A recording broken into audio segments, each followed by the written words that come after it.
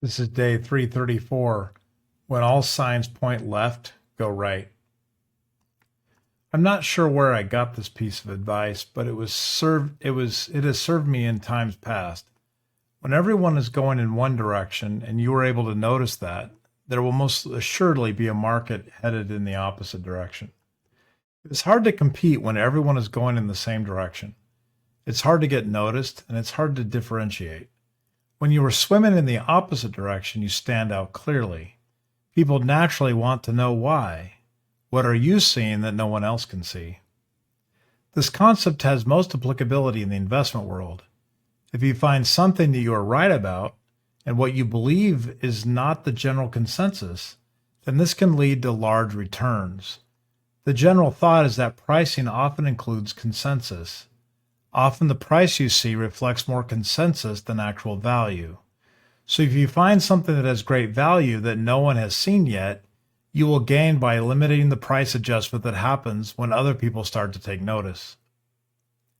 One particular concept of note is the idea that you can often be tremendously successful by creating blue oceans and not red ones. This was the topic covered in the book, The Blue Ocean Strategy, which I found fascinating. The idea is that instead of jumping into a head-to-head battle where the seas will run red with competition, you sail out into open waters where there is no one around to fight you. However, finding that open water is daunting when you cannot even find your way out of a crowded harbor. I have a book sitting on my shelf that I only read a few pages of. It is called The Purple Cow by Seth Godin. That book is highly noticeable because it looks like a milk carton and uses a purple cow hide pattern. I see it every time I walk into my office. I bought it at an airport years ago, and the only reason that I did so was the cover. The premise of the book is summarized by one quote from the author. Today, the one sure way to fail is to be boring. Your one chance for success is to be remarkable.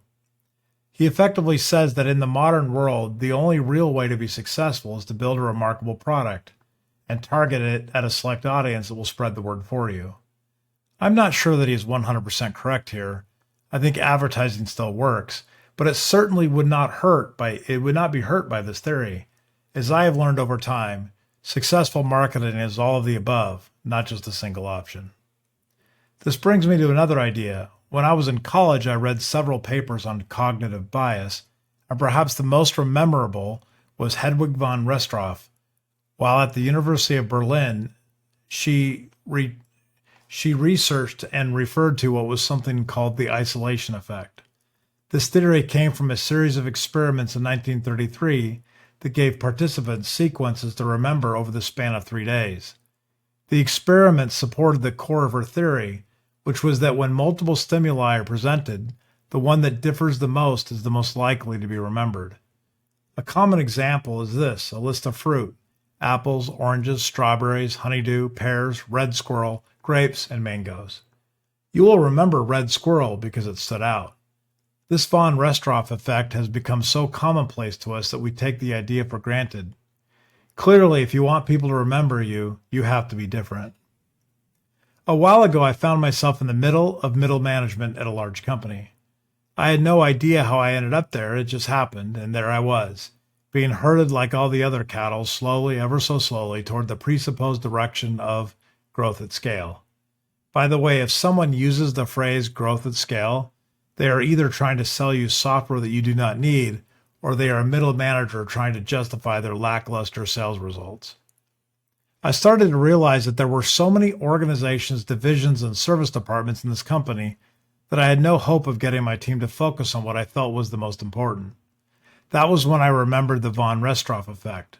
I started doing things that were absolutely crazy, completely out of left field. Everyone was doing one thing, I started doing the opposite.